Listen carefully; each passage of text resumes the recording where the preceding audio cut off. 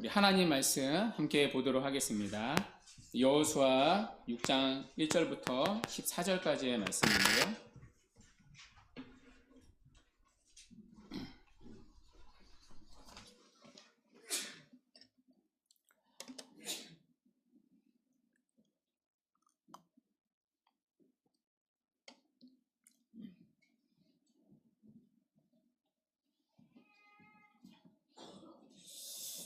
차신 줄 알고 저부터 한 절씩 교독하고요. 마지막 14절은 함께 읽도록 하겠습니다. 구절이 좀 길지만요. 한 절씩 교독할게요. 저부터 읽겠습니다. 이스라엘 자손들로 말미암아 여리고는 굳게 닫혔고 출입하는 자가 없더라.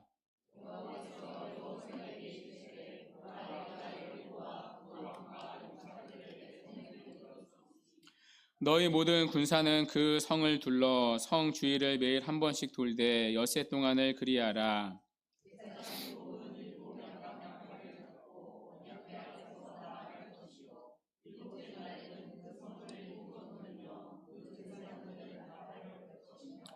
제사장들이 양각 나팔을 길게 불어 그 나팔 소리가 너희에게 들릴 때에는 백성은 다 큰 소리로 외쳐 부를 것이라. 그리하면 그 성벽이 무너져 내리리니 백성은 각기 앞으로 올라갈지니라 하시매.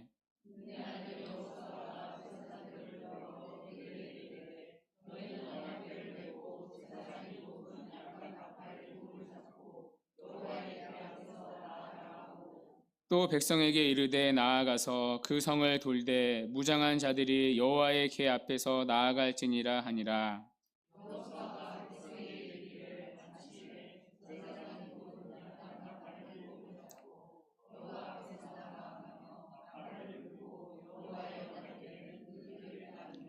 그 무장한 자들은 나팔 부는 제사장들 앞에서 행진하며 후그는 궤 뒤를 따르고 제사장들은 나팔을 불며 행진하더라.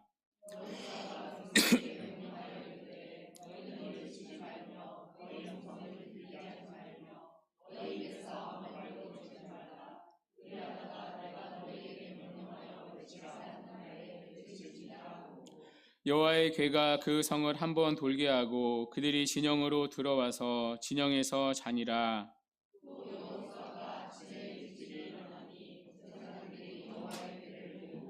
제사장 일곱은 양각 나팔 일곱을 잡고 여호와의 궤 앞에서 계속 행진하며 나팔을 불고 무장한 자들은 그 앞에 행진하며 후그는 여호와의 궤 뒤를 따르고 제사장들은 나팔을 불며 행진하니라. 그 둘째 날에도 그 성을 한번 돌고 진영으로 돌아오니라. 엿새 동안을 이같이 행하니라. 아멘. 오늘은 신년 감사 예배로 드립니다. 그래서 오늘까지만 다른 본문을 하고 다음 주일부터는 창세기를 보도록 하겠습니다. 오늘 본문은 여호수아 6장입니다. 지난주에 여호수아 3장을 살펴봤는데요. 이어지는 흐름입니다. 3장에서 이스라엘은 요단강을 건넜습니다. 그리고 드디어 가나안 땅에 들어왔습니다. 들어왔다고 이제 끝난 게 아닙니다. 발 뻗고 자는 게 아닙니다. 이제부터 그들 앞에는 싸워야 할 전쟁이 있습니다. 가나안 땅을 정복해야 합니다. 전쟁을 치러야 합니다. 자, 그 첫 번째 전쟁이 바로 본문의 여리고성 전투입니다. 우리의 삶도 마찬가지입니다. 우리는 작년 한 해를 건너 새해를 맞이했습니다. 새해가 됐으니 모든 것이 새롭고 평안합니까? 그렇지 않을 겁니다. 우리 앞에도 싸워야 할 전쟁이 있습니다. 흔히들 삶은 전쟁이라고 말합니다. 삶은 계란이 아니라 삶은 전쟁과 같습니다. 웃으셔서 감사합니다. 걱정했는데. 자, 예배당의 문을 나서는 순간 또 전쟁이 시작됩니다. 가정에서, 또 직장에서, 학교에서, 삶의 모든 영역에서 치열한 경쟁, 치열한 싸움, 치열한 전투가 벌어집니다. 학생들은 입시 전쟁을 하고, 또 청년이 되면 입사 전쟁을 하고, 또 결혼을 하면 육아 전쟁을 하고, 아이가 크면 집을 사기 위한 분양 전쟁도 있습니다. 태어나서 죽을 때까지 어쩌면 우리의 인생은 전쟁과도 같습니다. 2026년이 얼마 지나지 않았는데 벌써 우리 앞에도 여리고 성과 같은 굳건한 성벽이 탁 버티고 있을 수 있습니다. 이 전쟁 이겨야 하는데 어떻게 이길까? 이게 만만치 않습니다. 이스라엘 백성들도 요단강이 갈라지고 마른 땅처럼 건너는 그 기이한 일을 경험했지만 이 여리고성 전투는 또 처음입니다. 가나안 땅에서의 전쟁은 이제 첫 시작입니다. 첫 시작, 첫 번째 전쟁을 이겨야 나머지 다른 전쟁도 이길 수 있는데 만만치 않습니다. 여리고성은 가나안 땅 전체를 통틀어도 가장 강력한 성입니다. 얼마나 강력한 성인지 고증을 거친 복원도를 한번 보실까요? 제가 준비해 왔는데요. 보시듯이 여리고성은 두 겹으로 되어 있습니다. 성벽이 이중으로 되어 있습니다. 성벽이 앞에도 쳐져 있고 뒤에도 쳐져 있습니다. 그러니까 내성과 외성이 있는 거죠. 외성은 이 바깥쪽 성벽은 약 10m에서 13m로 높은 성이었습니다. 이 외성을 도파한다고 해도 또 안에 있는 내성을 무너뜨려야 합니다. 자, 그런데 이 외성과 내성 사이에 뭐가 있냐면 경사로가 있습니다. 이 경사로가 한 35도, 40도 된다고 합니다. 그러니까 가파른 경사를 올라야 하는 거죠. 그러니까 첫 번째 성벽 뛰어넘고 돌파하는 것도 어려운데 첫 번째 성벽 넘는다 해도 두 번째 성벽이 떡하니 버티고 있으니까요. 이 사이를 지나가면서 다 죽는 겁니다. 그러니까 위에서 화살을 쏘고 돌을 던지고 이제 창을 던지면 다 맞습니다. 이 당시는 지금처럼 멀리서 쏘아 올리는 박격포 이런 거 없었습니다. 창과 칼이 전부였습니다. 자, 그러니까 이 여리고성은 사실상 인간의 힘으로는 무너뜨릴 수 없는 성입니다. 더군다나 본문 1절을 한번 보십시오. 자, 이 여리고성은 굳게 닫혀 있었습니다. 출입하는 자가 없었습니다. 자, 그 이유가 뭐냐면 이스라엘 백성들 때문이었습니다. 이스라엘 백성들이 요단강을 마른 땅같이 건넜다는 소식을 여리고 주민들도 들었기 때문입니다. 자, 그 소문을 듣고 성문을 잠갔습니다. 그러니까 빗장을 걸고 딱 닫아놓고 있습니다. 여리고 성 안에 있는 사람들도 나오지 않았습니다. 안 그래도 틈이 없는 견고한 성인데 빗장까지 잠그고 있으니 도저히 방법이 없었습니다. 자, 그야말로 여리고 성은 난공불락의 요새와도 같았습니다. 우리 인생 가운데 이런 여리고 성이 버티고 있을 수 있습니다. 도저히 내 힘과 내 생각으로는 죽었다 깨어나도 해결할 수 없는 여리고성이 있습니다. 자, 그러면 이 전쟁 어떻게 승리합니까? 자, 어떻게 이길까요? 자, 그 승리의 비결을 함께 살펴보겠습니다. 자, 어떻게 하면 전쟁에서 승리할 수 있을까? 자, 세 가지로 살펴보겠습니다. 첫 번째, 이 전쟁의 본질을 알아야 합니다. 이 전쟁은 바로 영적인 전쟁이라는 사실입니다. 이 전쟁은 사람과 사람이 싸우는 전쟁이 아니라 영적인 전쟁입니다. 자, 그 힌트가 바로 7이라는 숫자입니다. 자, 오늘 본문에 보면 이 7이라는 숫자가 계속 반복됩니다. 자, 본문 4절인데요. 우리 4절을 함께 한번 읽어볼까요? 자, 4절 시작. 제사장 7은 일곱째 날에는 그 성을 7번 돌며 그 제사장들은 나팔을 불 것이며 아멘. 자, 어떤 숫자가 반복되죠? 7이라는 숫자가 반복됩니다. 7 제사장, 또 7 양각나팔, 7째 날, 또 그 성을 7번 돌며, 그러니까 7이라는 숫자가 반복됩니다. 또 6절에 7이라는 숫자가 2번 반복됩니다. 또 8절에도요. 7이라는 숫자가 2번 반복됩니다. 여러분, 7이라는 숫자는 어떤 숫자입니까?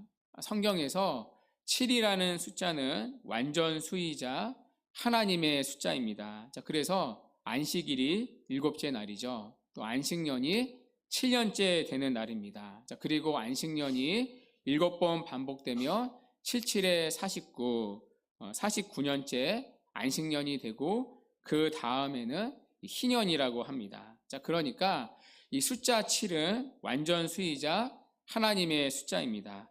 자, 이 숫자 7이 반복된다는 것은 이 전쟁이 그냥 전쟁이 아니라는 얘기입니다. 우리가 우리 힘으로 인간의 능력과 군사력으로 그러니까 칼과 창을 잘 사용해서 승리하는 전쟁이 아니라는 얘기입니다. 이 전쟁은 여호와의 전쟁이고 영적인 전쟁이라는 의미입니다. 자, 그 힌트가 이제 또 하나 나오는데요.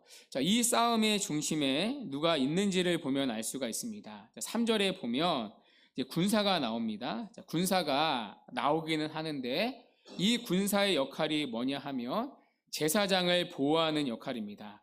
자, 4절을 보시면 제사장이 주도적으로 나옵니다. 4절에 제사장 7은 7 양파 나팔을 잡고 언약궤 앞에서 나아갈 것이요 7째 날에는 그 성을 7번 돌며 그 제사장들은 나팔을 불 것이며, 자, 또 5절에도 제사장이 나옵니다. 제사장들이 양각 나팔을 길게 불며, 자, 또 6절에도 보면 제사장이 나옵니다. 눈의 아들 여호수아가 제사장들을 불러. 그러니까 다 군사가 아니라 제사장이 앞에 나옵니다. 자, 그리고 9절을 보십시오. 이 무장한 군사들은 어떤 역할이냐면 제사장들 앞뒤로 보호하는 역할입니다. 우리 9절은 또 같이 한번 읽어볼게요. 자, 시작. 그 무장한 자들은 나팔 부는 제사장들 앞에서 행진하며 빠르고 제사장들은 나팔을 불며 행진하더라. 아멘. 자, 여리고성 주위를 도는 이스라엘 진영의 이제 배치입니다. 잘 보면 메인은 제사장들입니다. 무장한 자들, 군인은 제사장을 앞뒤로 에워싸고 있습니다. 한 팀은 나팔 부는 제사장 앞에 있습니다. 자, 그리고 한 팀은 언약궤를 맨 제사장들 뒤에 있습니다. 그러니까 제사장들 앞뒤로 군사들이 있습니다. 이해하기 쉽도록 제가 그림을 한번 가져왔습니다. 구절을 가지고 그린 그림인데요. 우리 어린 친구들 좀 보기 쉽도록 그림을 가져왔습니다. 가운데 보면 나팔을 부는 제사장이 있고요. 그 뒤에 언약궤를 맨 제사장이 있습니다. 자, 그리고 앞뒤로 군사들이 있습니다. 자, 그러니까 군사들의 역할이 뭐냐면 제사장들을 보호하는 역할만 합니다. 한마디로 제사장이 주도가 된 전쟁입니다. 자, 또 하나 제사장들이 나팔을 불고 있습니다. 성경에서 나팔의 종류는 이 두 종류가 있습니다. 하나는 이 전쟁할 때 신호로 쓰는 은 나팔입니다. 또 하나는 예배 때 불던 양각 나팔입니다. 자, 그런데 제사장들은 어떤 나팔을 불어야 합니까?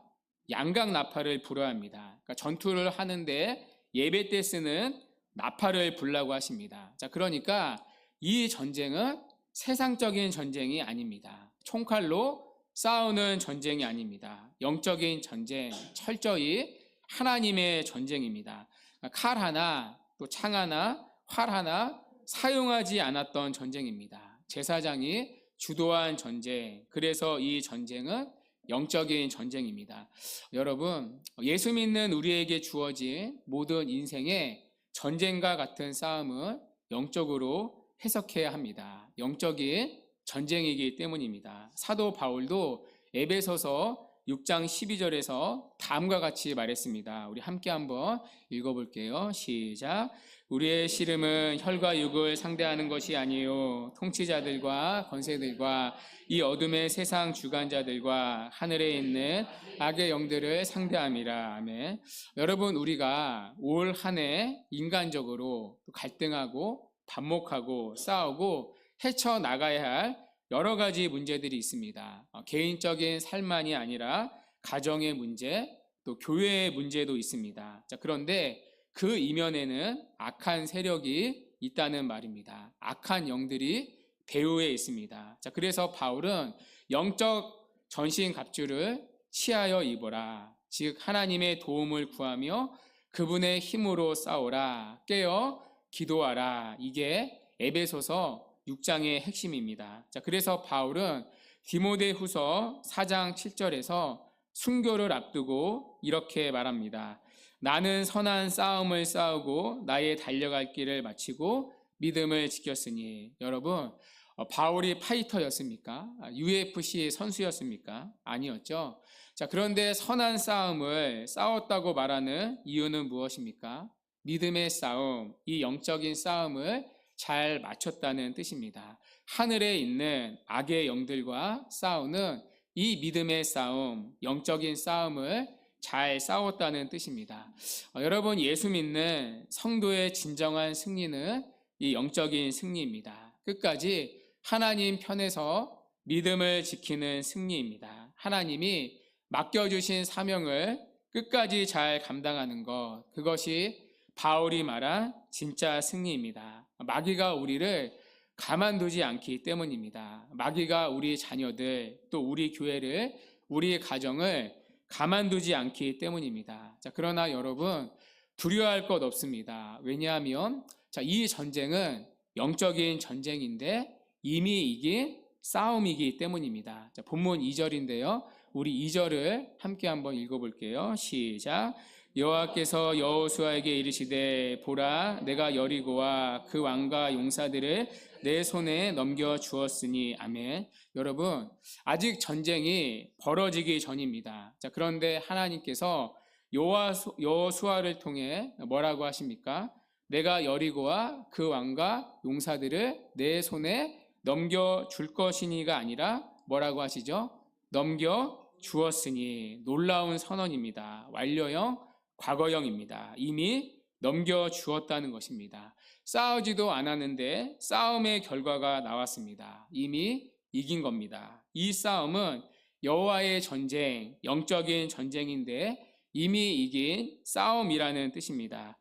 주 안에 사랑하는 여러분, 우리의 모든 전쟁, 영적인 전쟁, 이미 예수님이 십자가에서 승리한 줄 믿으시기 바랍니다. 예수님이 우리를 위해 십자가에서 죽으시고 부활하심으로 우리가 예수님을 믿으면 우리는 죄와 사망의 권세에서 해방되었습니다. 허물과 죄로 죽었던 우리를 살리셨고 이제는 하나님의 자녀가 되었는데 이 구원은 절대 취소될 수 없습니다. 우리가 아무리 발버둥 치고 하나님 싫어요 하고 도망가도 하나님이 우리를 끝까지 붙잡아 주시고 택한 우리를 그 구원의 자리로 인도해 가십니다. 우리의 구원도 예수님을 믿으면 결론이 났습니다. 이미 이긴 싸움입니다. 여러분, 세상과의 싸움도 이미 이긴 싸움입니다. 예수님이 말씀하셨습니다. 요한복음 16장 33절인데요. 너희는 담대하라. 내가 세상을 이기었노라. 세상이 우리를 무너뜨릴 수 없습니다. 물론 우리가 믿음으로 살다 보면 상실을 경험하고 핍박을 받을 때가 있습니다. 그러나 여러분, 예수 믿는 성도는 최종적으로 반드시 승리합니다. 예수 믿는 성도는 이미 예수님의 이김에 함께 참여한 자들이기 때문입니다. 예수님을 믿으면 우리는 세상이 아니라 예수님께 속하게 되었습니다. 그래서 아무리 세상이 우리를 위협하고 넘어뜨린다 할지라도 우리를 무너뜨릴 수 없습니다. 교회도 마찬가지입니다. 교회도 많은 영적인 전쟁이 있습니다. 교회는 더욱더 치열합니다. 그러나 두려워할 것 없습니다. 교회도 이미 이긴 싸움입니다. 예수님은 말씀하셨습니다. 마태복음 16장 18절 말씀인데요. 우리 함께 한번 읽어볼게요. 시작. 또 내가 내게 이르노니 너는 베드로라. 내가 이 반석 위에 내 교회를 세우리니 음부의 권세가 이기지 못하리라. 아멘. 교회가 환난을 당할 수 있습니다. 여러 가지 시험이 있을 수 있습니다. 그러나 참된 신앙을 고백하는 교회는 최종적으로 반드시 승리할 것입니다. 예수님이 십자가 죽음과 부활로 마귀의 권세를 깨뜨리시고 친히 그 교회의 머리가 되시기 때문입니다. 그래서 음부의 권세가 교회를 이길 수 없습니다. 여러분, 저는 이 교회를 향한 주님의 선언, 승리 참 좋아합니다.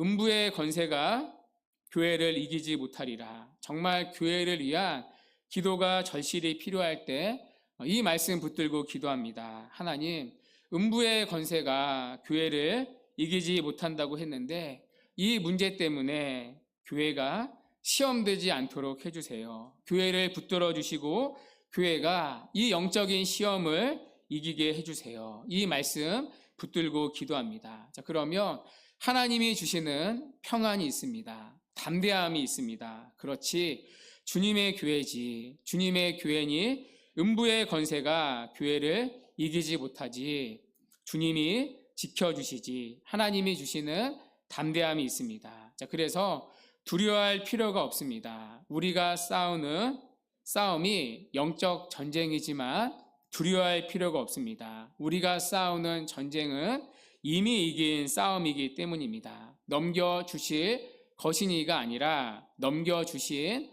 싸움이기 때문입니다. 자, 그러므로 첫 번째 우리는 전쟁의 본질을 알아야 합니다.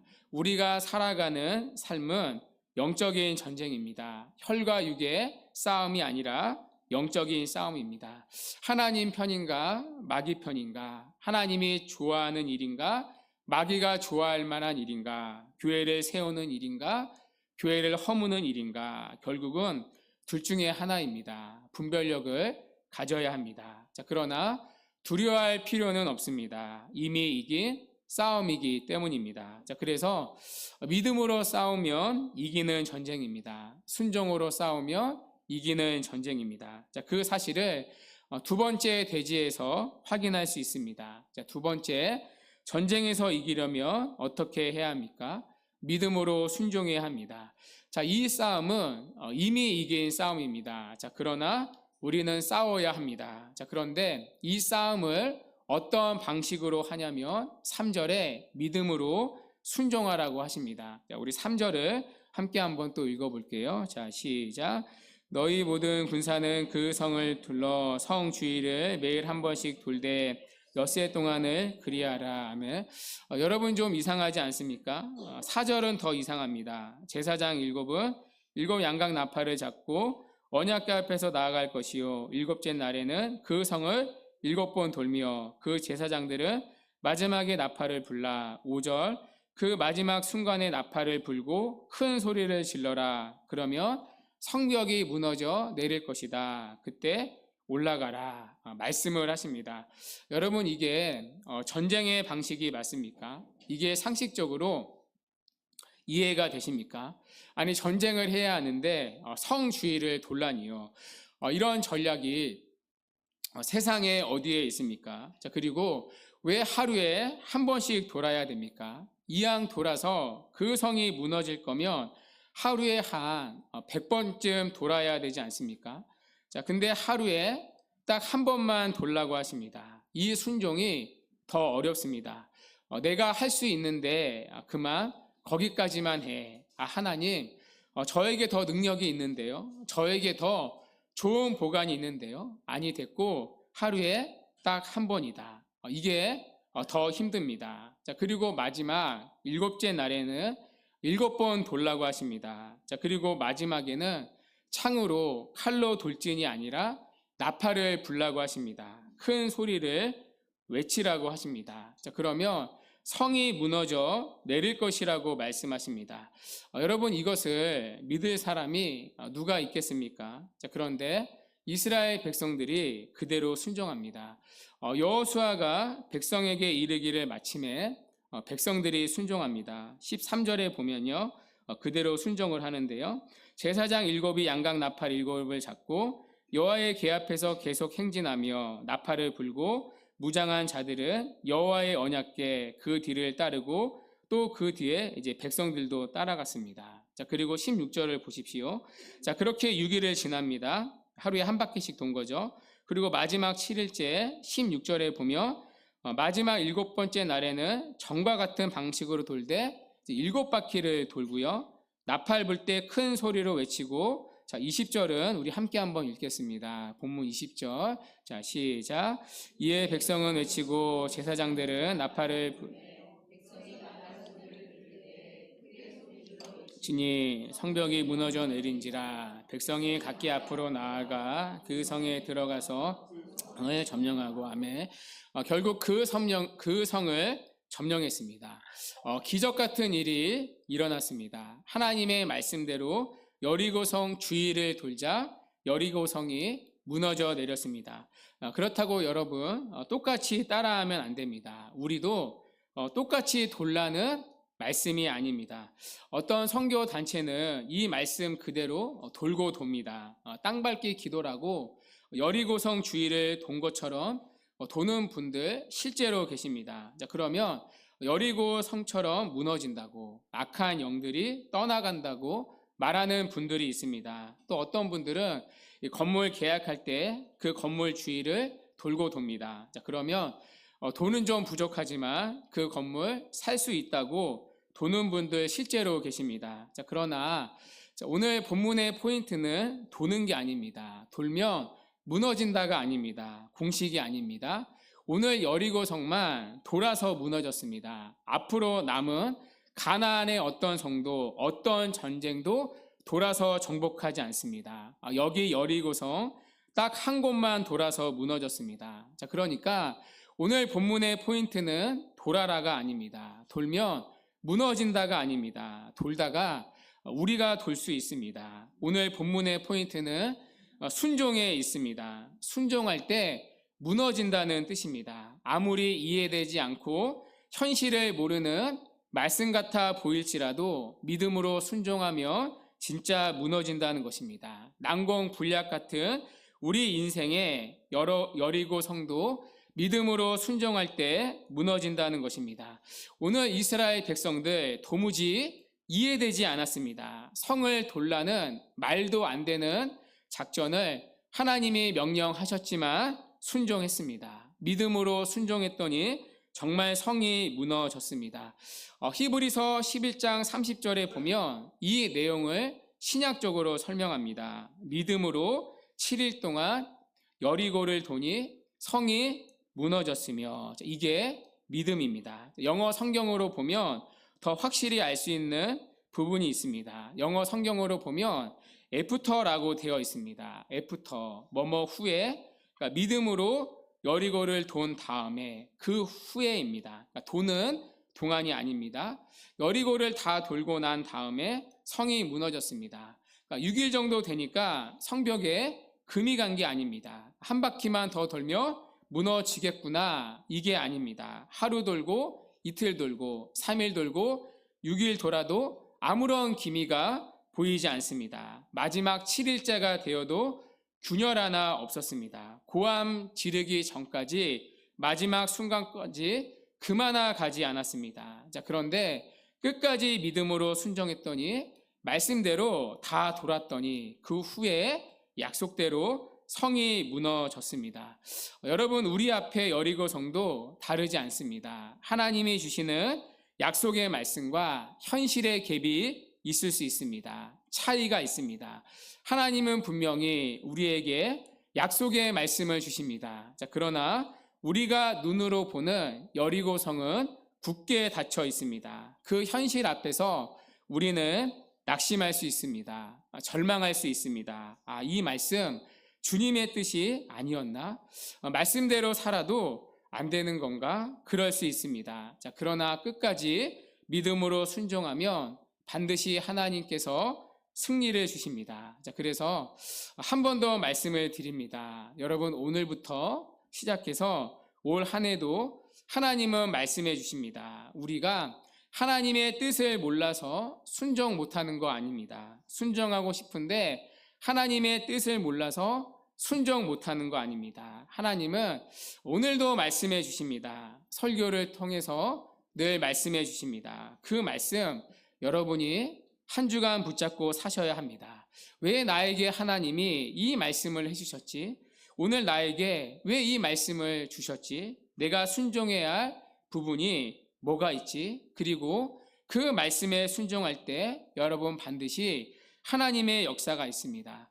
많은 사람들이 문제가 해결되길 바랍니다. 또 삶이 좀 변하기를 원합니다. 나도 좀 하나님을 체험하고 싶다. 여리고 성 무너지는 것 같은 하나님의 능력을 경험하고 싶다라고 말합니다. 자, 그러나 순종이 없으면 안 됩니다.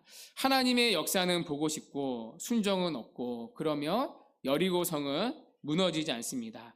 여러분 대단한 거 하라는 게 아닙니다. 오늘 하나님이 명령하신 거 대단한 것 아닙니다. 말씀대로 한 바퀴 도는 거였습니다. 오늘 한 바퀴 돌고 또 내일 아침 일찍 일어나서 한 바퀴 돌고 큰 게 아닙니다. 여리고성 다 도는데 주석을 보니까요 20분밖에 걸리지 않았다고 합니다. 넉넉히 20분이면 다 돌았다고 합니다.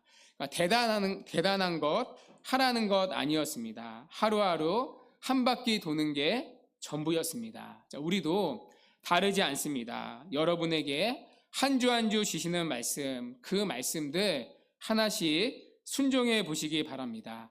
오늘 이스라엘 백성들처럼 한 바퀴 한 바퀴 순종해 보시기 바랍니다. 대단한 말씀이 아니라 매주 주시는 말씀 앞에 순종해 보시기 바랍니다. 자, 그러면 정말 난공불락과 같은 우리 인생의 여리고 성도 무너질 것입니다. 물론 여러분 쉽지 않을 수 있습니다. 어떤 말씀들은 순종하기 어려운 말씀도 있습니다. 말씀을 딱 들었을 때 그래서는 안 될 이유를 만들어낼 수도 있습니다. 저도 그럴 때 있습니다. 말씀을 몰라서가 아니라 아는데도 하기 싫은 죄성이 제게도 있습니다. 자, 그러나 여러분, 저와 여러분이 해야 할 싸움이 바로 이 싸움입니다.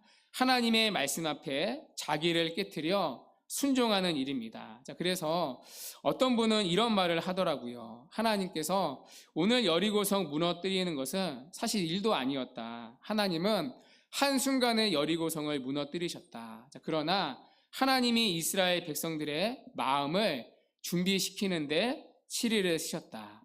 이해가 되십니까? 하나님의 관심은 여리고성이 아니라 이스라엘 백성들의 마음속에 있는 여리고가 무너지기를 원하셨다는 겁니다. 우리 안에 있는 불신앙, 또 교만, 미래에 대한 두려움, 불안, 또 자기의, 원망하는 마음, 비난하는 마음, 우리 안에 있는 이런 철옹성과 같은 여리고가 무너지기를 원하셨다는 겁니다. 진짜 여리고성은 밖에 있는 것이 아니라 내 안에 있다는 얘기입니다. 여러분, 한편으로 꽤 설득력 있는 해석 아닙니까? 여러분, 올 한 해 우리 앞에 여리고성이 있습니다. 싸워야 할 전쟁이 있습니다. 자, 그러나 여러분 진짜 싸워야 할 전쟁은요, 순종입니다. 요즘 하는 표현에 빗대어 말하면 바보야, 문제는 순종이야. 문제는 순종입니다. 진짜 문제는 우리가 가진 무기가 아니라 눈앞에 있는 여리고라는 성도 아니라 진짜 문제는 우리 안에 순종입니다. 오늘 하나님은 이스라엘의 무기가 아니라 순종으로 여리고성을 무너뜨리셨습니다. 자, 그리고 앞으로도 남은 모든 가나안 정복 전쟁은 바로 이 순종에 달려 있다는 사실을 하나님은 이 첫 번째 여리고성 정복을 통해 가르쳐 주시는 겁니다. 자, 그러므로 주 안에 사랑하는 여러분, 하나님이 주시는 말씀 앞에 여러분을 깨트리는 순종이 올 한 해 있기를 바랍니다. 대단한 거 아닙니다. 멀리 있는 말씀이 아닙니다. 그저 하나님이 오늘도 지금도 내 귀에 들려주시는 이 말씀 앞에 믿음의 순종, 조용한 순종을 하나씩 해보시기 바랍니다. 정말 난공불락 같은 우리 인생의 여리고 성도 무너질 것입니다. 여러분, 올 한 해 우리 안에 이런 고백이 가득하기 원합니다. 목사님, 이 말씀 앞에 순종했더니 하나님이 이런 일을 하셨어요. 여리고 성과 같은 어려운 문제도 하나님이 해결해 주셨어요. 주 안에 사랑하는 여러분, 이런 순종의 간증 올 한 해 저와 여러분의 고백이 되기를 바라고 소망합니다. 마지막 세 번째입니다. 우리에게 맞닥뜨린 이 전쟁 이기려면 어떻게 해야 합니까? 침묵으로 순종해야 합니다. 자, 하나님께서 여리고성을 돌되 당부하신 말씀이 있습니다. 자, 그게 뭐냐면 침묵으로 순종하라입니다. 자, 본문 10절인데요. 우리 10절을 또 함께 한번 읽어볼게요. 시작. 여호수아가 백성에게 명령하여 이르되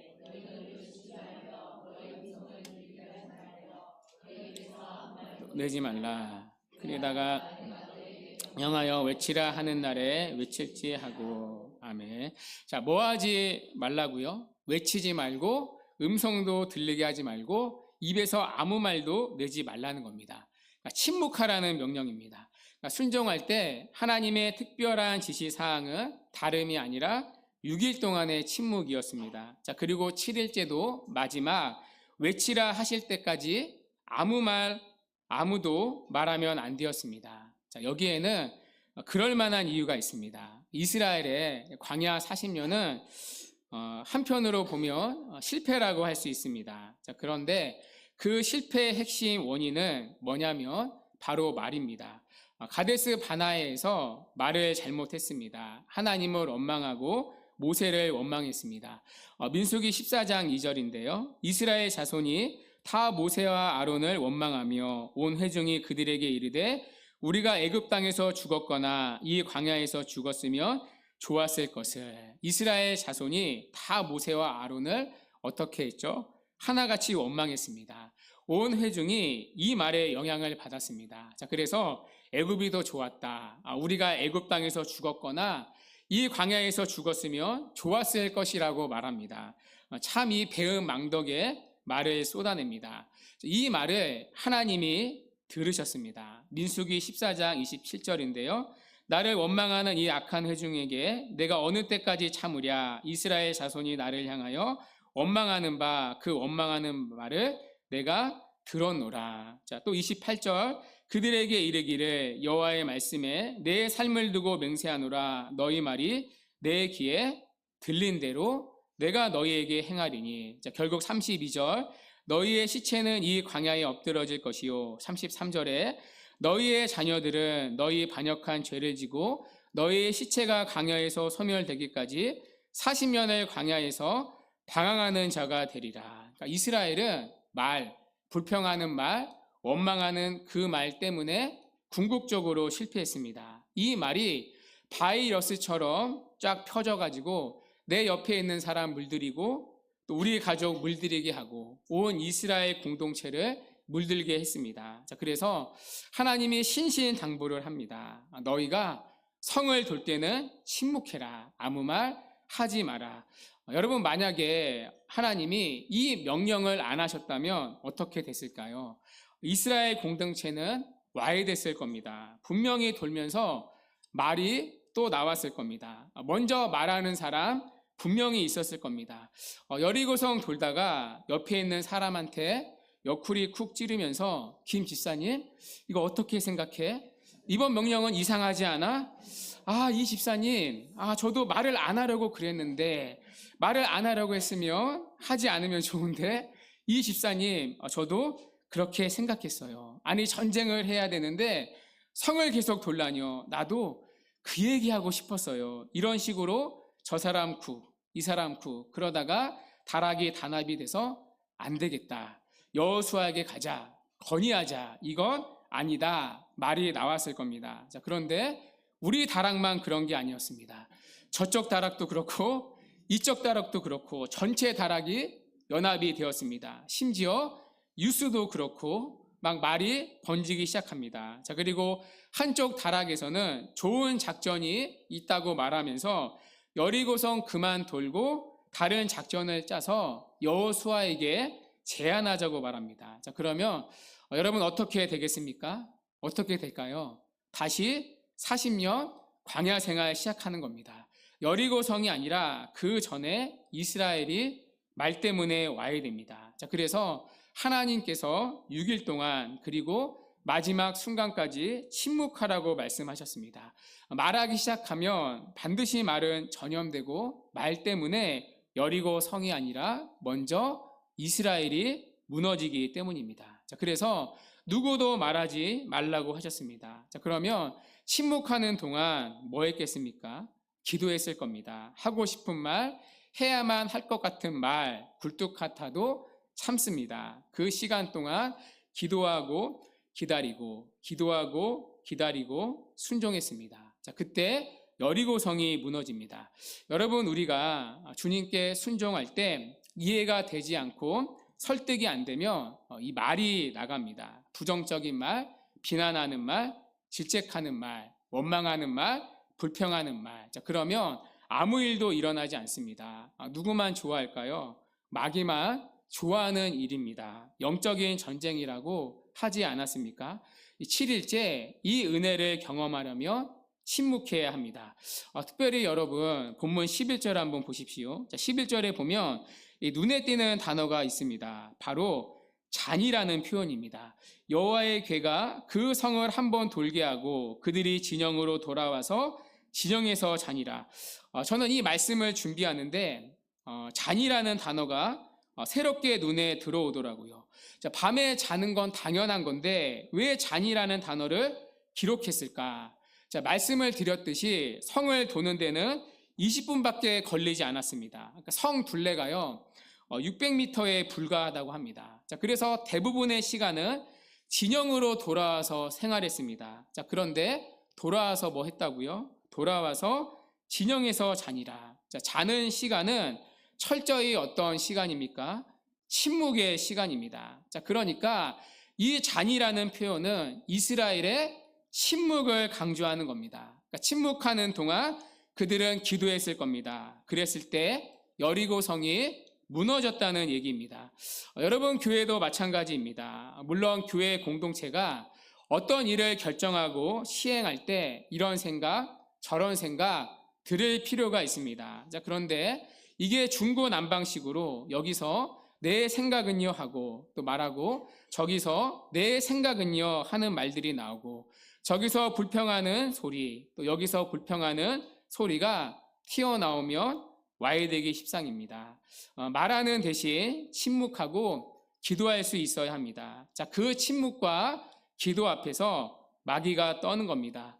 교회가 시끄러울 때, 교회가 요란할 때 세상은요 교회를 우습게 여깁니다. 자, 그런데 교회가 정말 어려운 일인데 정말 힘든 일을 만나는데 교회가 침묵합니다. 온 교회가 기도합니다. 오직 하나님의 말씀에 집중하여 하나님의 뜻을 바라보며 하나 되어 순종합니다. 자, 그럴 때 세상은 역시 교회는 다르더라. 자, 그리고 그때 혈과 육의 싸움이 아니라 하늘의 악한 영들에게 영적 승리를 거둘 수 있습니다.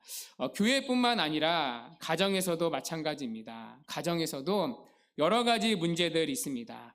여리고 성과 같이 내 힘으로 안 되는 자녀들, 배우자가 있을 수 있습니다. 자, 그때 여러분 원망하고 불평하는 대신에 침묵하고 기도하시기 바랍니다. 여러분, 그 사람 붙잡고 씨름해도 소용없다는 거 우리가 다 알지 않습니까? 말하면 관계만 더 와해됩니다. 침묵하는 대신 하나님께 기도하시기 바랍니다. 기도하면 뭐 됩니까?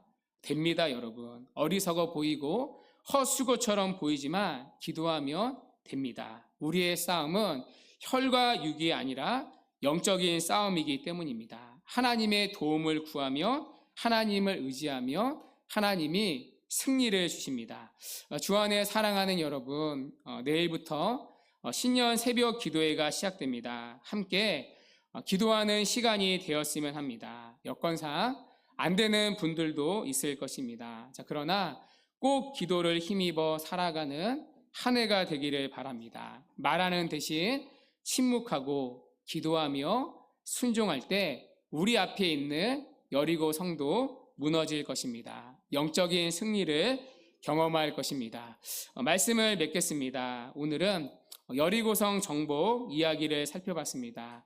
올 한 해 우리 앞에도 여리고 성과 같은 굳건한 성벽이 딱 버티고 있을 수 있습니다. 이 전쟁 이겨야 하는데 어떻게 이깁니까? 첫 번째, 이 전쟁의 본질을 알아야 합니다. 이 전쟁은 우리가 싸우는 전쟁은 혈과 육에 속한 싸움이 아니라 영적인 전쟁입니다. 자, 그러나 두려워할 것 없습니다. 하나님이 이미 넘겨주셨기 때문입니다. 이미 이긴 싸움입니다. 자, 그러니 둘째, 믿음으로 순종하면 됩니다. 자, 그리고 셋째, 말하는 대신 침묵하고 기도해야 합니다. 자, 그래서 올 한 해도 하나님이 주시는 승리를 고백하고 누리는 복된 은혜가 우리 모두에게 있기를 주님의 이름으로 간절히 축원합니다.